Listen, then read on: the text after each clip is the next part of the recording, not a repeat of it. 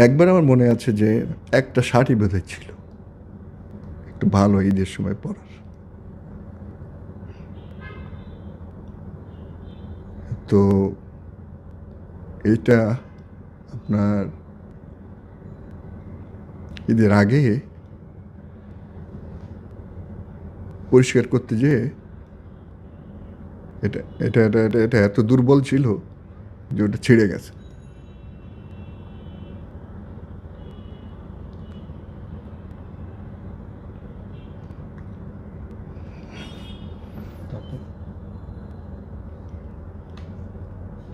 তো তারপরে আমি ওটা ওইভাবে পরিষ্কার করে আবার ইয়েতে নিয়ে যাই, টেলর কাছে নিয়ে যাই। তো ও সেলাই করে দেয়। তারপরে আমি লন্ড্রি চেক করাই। এখন জন্ম সনদ দিয়ে খোলো বিকাশ স্টুডেন্ট অ্যাকাউন্ট। নিজের বিকাশ নিজে কর। তো সেইটা ভালো করে লন্ড্রি করে দেয়। তো আমি পরে দেখি এটা বোঝা যাচ্ছে না, একটা দুইটা জায়গায় ভালো করে সেলাই করে দিয়েছে সুন্দর করে।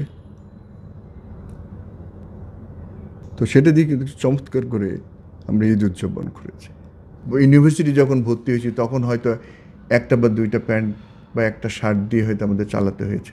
আমার বাবা তো একেবারেই সাধারণ একজন চাকরিজীবী ছিলেন। নিম্ন মধ্যবিত্ত পরিবারের যে স্ট্রাগলগুলো ছিল, আর্থিক কষ্ট ছিল, আর্থিক অনটন ছিল, সেগুলো তো মোকাবেলা করেই আমরা এসেছি। মফস্বলের স্কুলে পড়েছি, কলেজে পড়েছি, তারপরে আজকে বিশ্ববিদ্যালয় পেরিয়ে বাংলাদেশ সিভিল সার্ভিসে যোগদান করে আজকে চাকরির শেষ প্রান্তে একটি, আমি বলবো যে এটি একটা বিরাট সম্মানজনক একটা মর্যাদার জায়গায় এসেছি। এটা একটা অনেক বড় প্রাপ্তি। আসসালামু আলাইকুম। এনটিভির দর্শকদের স্বাগত জানাচ্ছি আমি স্পেশাল করেসপন্ডেন্ট জাহিদুর রহমান। দর্শক, আজকে আমাদের অতিথি বাংলাদেশ হাইওয়ে পুলিশের প্রধান অতিরিক্ত আইজিপি মোহাম্মদ শাহাবুদ্দিন খান, যার চাকরি জীবন শুরু হয়েছিল 1995 সালে। তিনি 15তম বিসিএসে উত্তীর্ণ হয়ে যোগদান করেন সহকারী কমিশনার হিসাবে। মিস্টার খান, এনটিভির পক্ষ থেকে আপনাকে স্বাগতম। এই যে প্রায় 3 দশক বাংলাদেশ পুলিশকে সার্ভিস দিয়ে গেলেন, এর মধ্যে দুটো মিশনও করেছেন আপনি। এখন জন্ম সনদ দিয়ে খোলো বিকাশ স্টুডেন্ট অ্যাকাউন্ট। নিজের বিকাশ নিজে কর। এই জায়গাটাই সে এখন আপনার কেমন নিজের কাছে অনুভূতি মনে হয়? আপনাকে অসংখ্য ধন্যবাদ। টিভির দর্শক শ্রোতাদেরকেও ধন্যবাদ জানাচ্ছি। হ্যাঁ, ঠিকই বলেছেন যে দেখতে দেখতে প্রায় 3 দশক বাংলাদেশ পুলিশ সার্ভিসে কর্মরত থেকে প্রায় চাকরির শেষ প্রান্তে চলে এসেছি। এটা যে কত দ্রুত গেছে এটা কিন্তু আজকে ঠিক আপনার প্রশ্নের উত্তর দিতে যে মানে আমি হিসাব করতে পারছি না। ঠিকই, আবার যদি হিসাব করি যে আমি কোথায় কোথায় চাকরিরত ছিলাম, কোথায় কাজ করেছি, কোথায় গেছি, সেটি একটি বৈচিত্র্যময় অভিজ্ঞতা। আরেক দিক দিয়ে বলবো যে পুলিশ সার্ভিসের মতো এরকম আমাদের যে জব নেচার যেটা, এটা বর্ণাঢ্যময় বটে। অনেক জায়গায় কাজ করেছি। বিশেষ করে আমার চাকরি জীবনে আমি বেশিরভাগই অপারেশনাল অ্যাক্টিভিটি যেগুলো বলে, মানে ডেস্ক ওয়ার্ক বা অফিসের পরিবর্তে মাঠ পর্যায়ে যে সেবা কার্যক্রমগুলো আছে সেগুলোই বেশি করেছি। জেলা পর্যায়ে, মেট্রোপলিটন পুলিশ পর্যায়ে, র্যাবে, হাইওয়ে পুলিশে, এভাবেই আমি মাঠ পর্যায়ে কাজ করেছি। মানে মেইন স্ট্রিম পুলিশিং, যেখানে একেবারে সরাসরি আইন প্রয়োগের, আইন শৃঙ্খলা রক্ষার, অপরাধ দমনের এবং বিশেষ করে ইনভেস্টিগেশনের এই সুযোগগুলো যেখানে থাকে সেরকম জায়গায় কাজ করেছি। অনুভূতি ভালো। আমি বলবো যে আমাদের আইন শৃঙ্খলা রক্ষার্থে, অপরাধ দমনে যে ভূমিকাটা রাখার দরকার, মানুষের কাছে পুলিশের সেবাটা জনগণের কাছে পৌঁছে দেওয়ার প্রয়োজন দরকার, আমি প্রাণান্ত চেষ্টা করেছি সকল স্টেশনের সব জায়গা থেকেই যে নির্ভেজাল একটা সেবা, পুলিশের সেবা, নিরাপত্তার সেবাটা জনগণের কাছে পৌঁছে দিয়ে যায়। আপনার জন্ম ঝিনাইদহ জেলার শৈলকুপায়। আপনি পড়েছেন কৃষি বিশ্ববিদ্যালয়। তো কৃষি বিশ্ববিদ্যালয়ে যারা পড়ে তারা তো ইউজুয়ালি কৃষিবিদ হওয়ার মানুষেই সেই বিশ্ববিদ্যালয়ে যায়। তো আপনার লক্ষ্য কি ছিল আসলে? এইরকম পুলিশ কর্মকর্তা হয় নাকি কৃষিবিদ হয়ে কোনো গবেষণায় নিজেকে নিয়োজিত রাখা?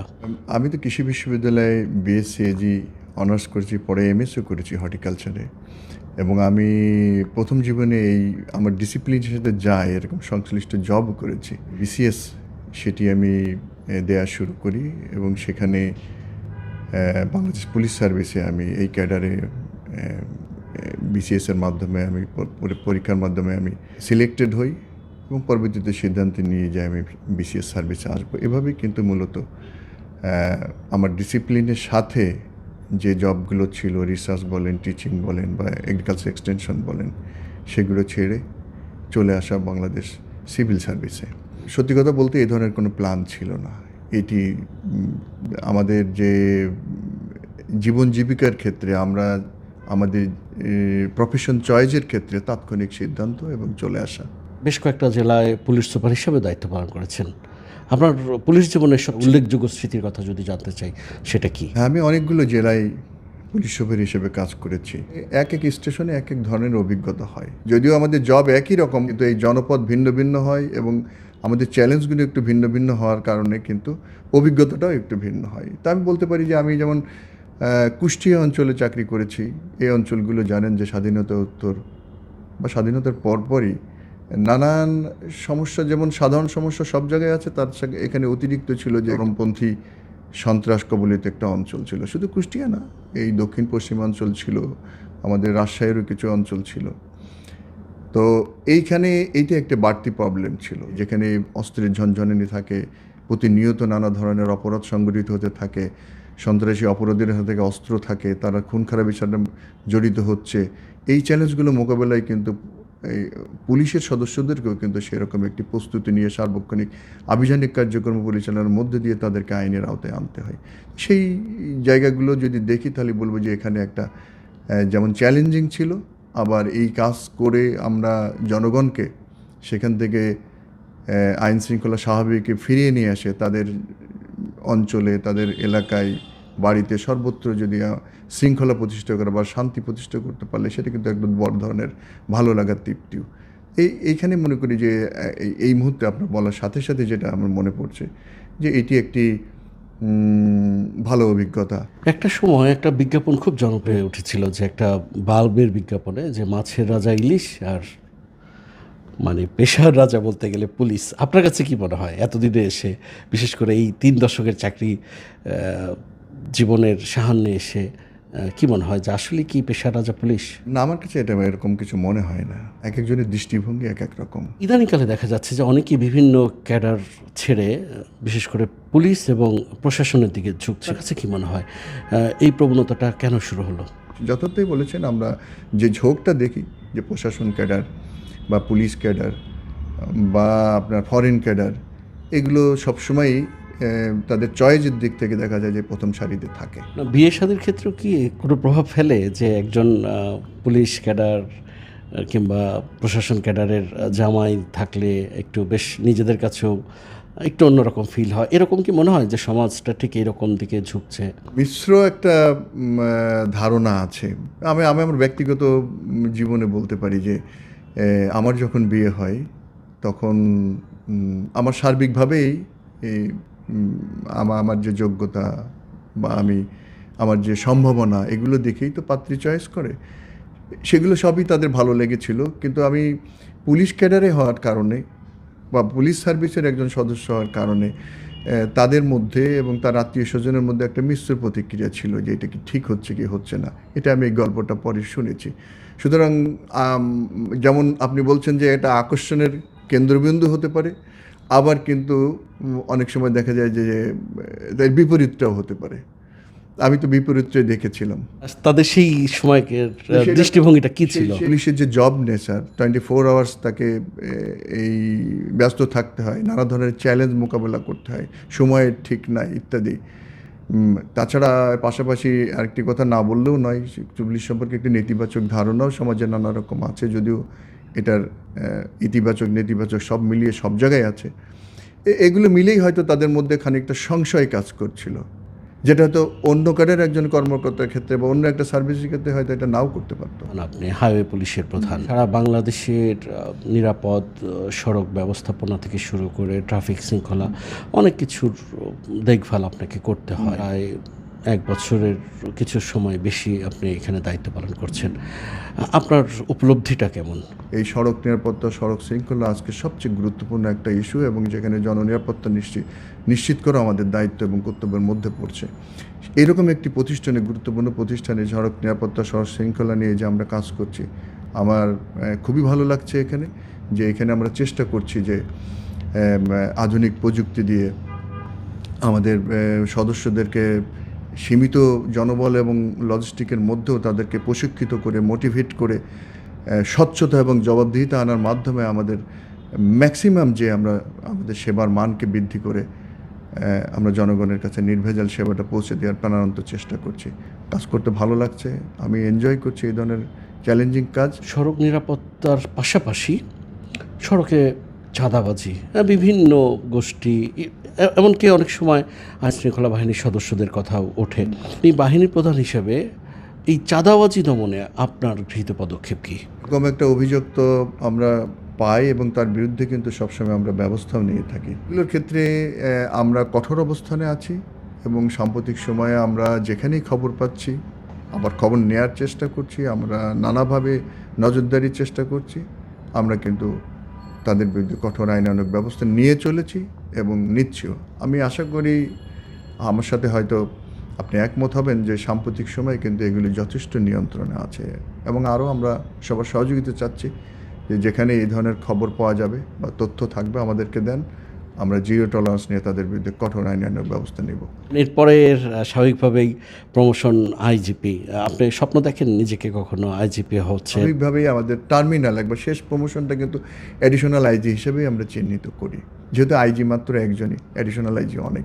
আলহামদুলিল্লাহ যে আমি এই পর্যন্ত আসতে পেরেছি এবং এই ক্ষেত্রে যারা আমাদেরকে সহযোগিতা করেছেন, আমার পিতামাতা সহ আমাদের আত্মীয় স্বজন যারা দোয়া করেছেন, সহযোগিতা করেছেন এবং রাষ্ট্রের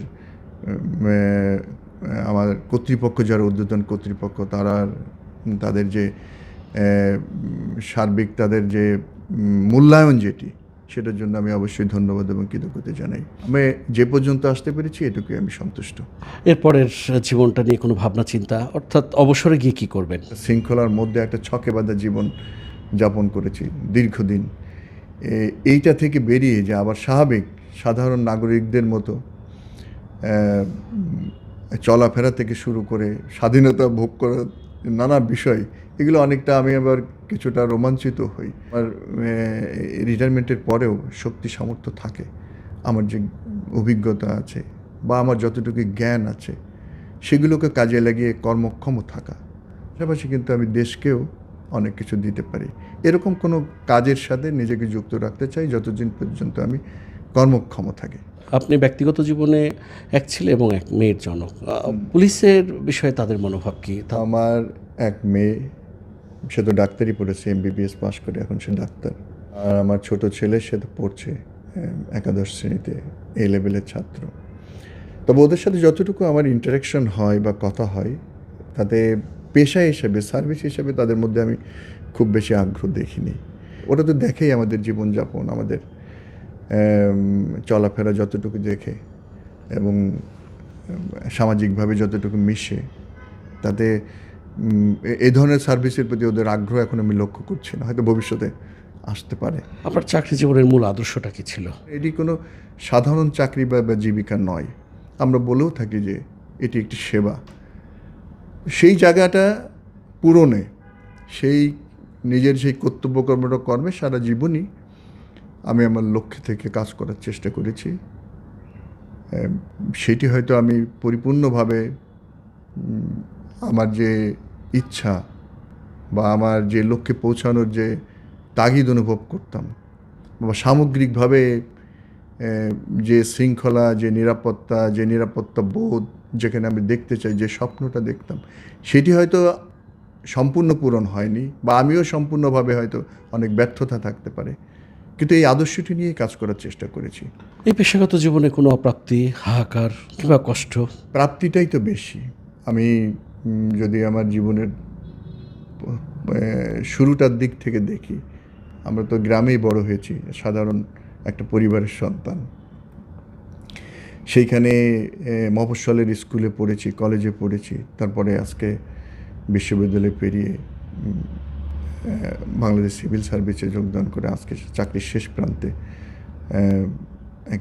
আমি বলবো যে এটি একটা বিরাট সম্মানজনক একটা মর্যাদার জায়গায় এসেছি, এটা একটা অনেক বড় প্রাপ্তি আছে আমার। সাধারণ জনগণ এবং বিশেষ করে যারা এই দেশকে স্বাধীন করে গেছেন, তারা তো একটা স্বপ্ন নিয়ে, বঙ্গবন্ধুর একটা স্বপ্ন ছিল, তার একটা আদর্শ ছিল, তিনি কিন্তু সংগঠিত করেছিলেন এই দেশের মানুষকে তিলে তিলে বছরের পর বছর ধরে স্বাধীনতার লক্ষ্যে শেষ পর্যন্ত মুক্তিযুদ্ধের মধ্য দিয়ে এই দেশ স্বাধীন হয়েছে। তারা যে জীবনকে বাজি রেখে, জীবনের ঝুঁকি নিয়ে আমাদের এই প্রজন্মের জন্য করেছিলেন, সেই স্বপ্ন বাস্তবায়নে কতটুকু ভূমিকা পালন করতে পেরেছি, সেই জায়গাটাতে অতৃপ্তি আছে। আপনার বাবা কি করতেন? আপনার জীবনের কোনো স্ট্রাগল? আমার বাবা তো একজন চাকরিজীবী ছিলেন, একেবারেই সাধারণ একজন চাকরিজীবী ছিলেন, বাংলাদেশ কৃষি উন্নয়ন কর্পোরেশনে চাকরি করতেন। তো এটা তো স্বল্প বেতনভুক্তই ছিলেন। তো সুতরাং একটা মধ্যবিত্ত বা নিম্নবিত্ত পরিবারের যে স্ট্রাগলগুলো থাকে, অন্যান্য সাধারণ এই ধরনের নিম্ন মধ্যবিত্ত পরিবারের যে স্ট্রাগলগুলো ছিল, আর্থিক কষ্ট ছিল, আর্থিক অনটন ছিল, সেগুলো তো মোকাবেলা করেই আমরা এসেছি। আমরা হেঁটেই যেতাম স্কুলে, একটা শার্ট থাকতো।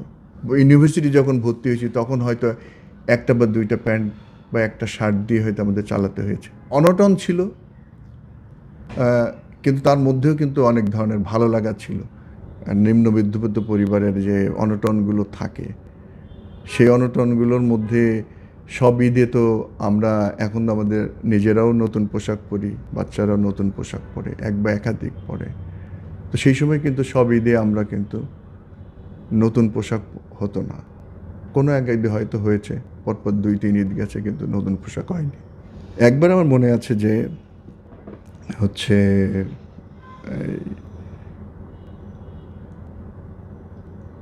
হ্যাঁ, একটা শার্টই বোধহয় ছিল একটু ভালো ঈদের সময় পরার। তো এইটা আপনার ঈদের আগে পরিষ্কার করতে যেয়ে এটা এটা এটা এটা এটা এত দুর্বল ছিল যে ওটা ছিঁড়ে গেছে।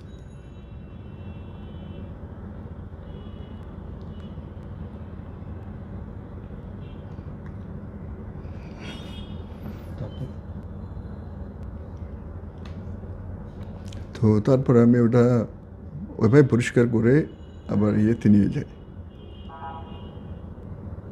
টেইলর কাছে নিয়ে যাই। তো সেলাই করে দেয়। তারপরে আমি লন্ড্রি চেক করে, তো সেটা ভালো করে লন্ড্রি করে দেয়। তো আমি পরে দেখি এটা বোঝা যাচ্ছে না, একটা দুইটা জায়গায় ভালো করে সেলাই করে দিয়েছে সুন্দর করে। তো সেটা দিয়ে কিন্তু চমৎকার করে আমরা ঈদ উদযাপন করেছি। অনেকেই তো অর্থবিত্তের দিকে ঝোঁকে, আপনার কখনো ওই দিকে মানে যাননি কিংবা যাবার স্বাদ হয়নি? একজন রাষ্ট্রের কর্মচারী বা কর্মকর্তা যেই স্তরেই হোক না কেন, তার জীবন জীবিকা কেমন হবে এবং তার অর্থনৈতিক সক্ষমতাটা কী পর্যায়ে থাকতে পারে, এটা খুব ডিফাইন। কিন্তু সেইখানে আপনি রাষ্ট্রের কর্মচারী হিসেবে একটা জবে চাকরি করে এই বাস্তবতার সাথে আপনি তো অন্য কল্পনা করলে মিলাইতে পারবেন না। আমি মনে করি যে সরকারের বা যে কোনো চাকরিজীবীর জন্য, সরকারি বেসরকারি চাকরিজীবীর জন্য তার কিন্তু একটা সীমিত সম্পদের মধ্যেই, সীমিত আয়ের মধ্যেই তাকে স্বাচ্ছন্দ্যে থাকতে হবে, যতটা সচ্ছলতায় থাকা যায় সেভাবেই তার মাইন্ডসেটটা করতে হবে। তাহলে কিন্তু সেখানে আমি মনে করি যে চাহিদার তো মানুষের শেষ নেই। আপনার অভাব তো সেইটাই, চাহিদা কত আর আপনার আছে কত সেটাকে বিয়োগ করলেই তো অভাব বলি আমরা। সুতরাং চাহিদায় আমি যে জব করছি বা যে আমার এখানকার আমার বেতন রেশন অন্যান্য দিয়ে আমার প্রাপ্তিটা কি, সেগুলোর মধ্যে যদি আমাদের চাহিদাটা সীমিত রাখি, তাহলে কিন্তু একই ধরনের সুখ, একই ধরনের সমৃদ্ধি আরেকজন হয়তো শিল্পপতি যেভাবে উপভোগ করছেন মানসিকভাবে, এইখানেও কিন্তু একজন কর্মজীবী, একজন চাকরিজীবীও কিন্তু সেই অনুভূতিটা কিন্তু তার সীমিত আয়ের, সীমিত সম্পদের মধ্যেই কিন্তু উপভোগ করতে পারেন। এনটিভির দর্শকদের জন্য কি বলবেন? এনটিভির দর্শকদের জন্য, শ্রোতাদের জন্য বলতে পারি, যেহেতু আমি হাই পুলিশে কর্মরত এবং সড়ক নিরাপত্তা, সড়ক শৃঙ্খলা প্রত্যেক মানুষেরই দরকার। আমার 18 কোটি মানুষেরই দরকার, কারণ জননিরাপত্তার দিক থেকে বিচার করলে মহাসড়কের নিরাপত্তা সবার কাছেই গুরুত্বপূর্ণ। আমরা প্রত্যেকেই নিরাপদে বাড়ি ফিরতে চাই, কিন্তু এই নিরাপদে বাড়ি ফেরার জন্য আমাদের প্রত্যেকের স্ব জায়গা থেকে কিন্তু একটি দায়িত্ব এবং কর্তব্য রয়েছে, একটি নাগরিক দায়িত্ব রয়েছে।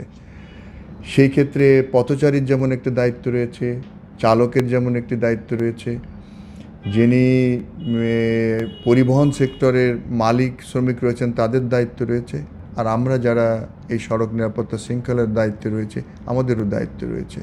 এই সবগুলো মিলেই কিন্তু একটি আমরা নিরাপদ সড়ক প্রতিষ্ঠিত করতে পারি।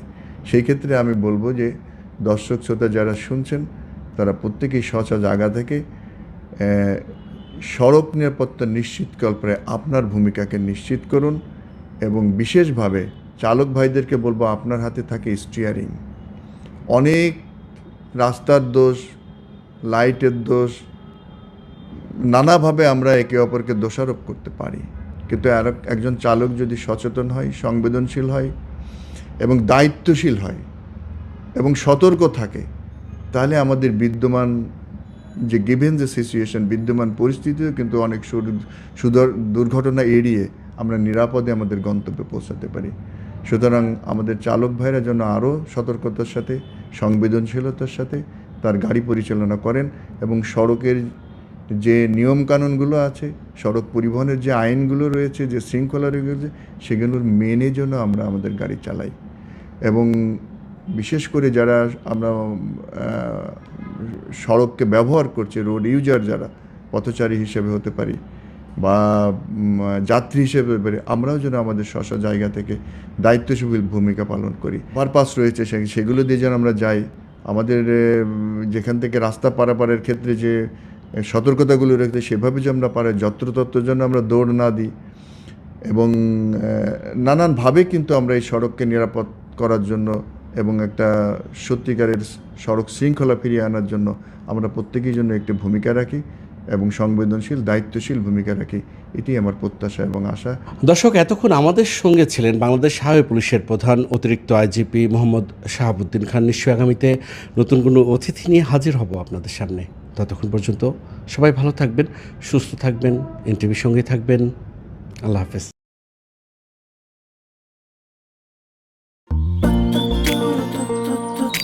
জীবনে এত মেয়ে দেখলাম, কই কোনদিন তো কারোর জন্য এরকম লাগেনি।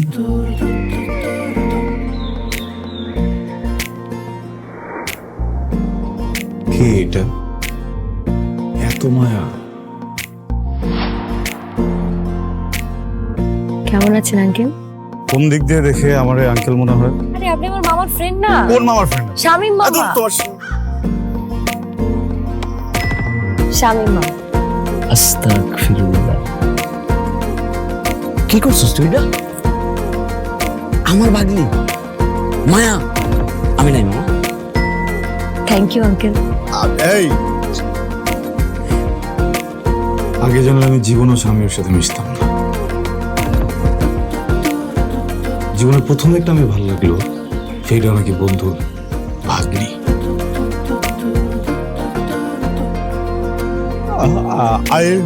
I love you. এভাবে শুরু হোক আমাদের গল্পটা। আপনি আমার মামার বন্ধু, মানে আপনি আমার মামা। মামা জানি কোথাকার। এই ফুলটা নিয়ে যাও। এভাবে শুরু হোক আমাদের গল্পটা। বাবাজান, আমার বোন আপনার ভাগ্নি, এটাই বাস্তবতা। এই বাস্তবতা মানি না, তাহলে আমি ওর সাথে বন্ধুত্ব রাখবো না। কিরে তুই খারার উপরে পল্টি লয়ে লাইতেছ? জুতা দেবো তোরে। হ্যাঁ, জুতাও তো লাগবে এক জোড়া, তাহলে একটু বাড়াই দিও। হারামজাদা খারাপ। তুমি মন সারাটা সময় কাছাকাছি এলে ভালো লাগে, তাই শুধু কাছে টেনে যা। Thank you uncle.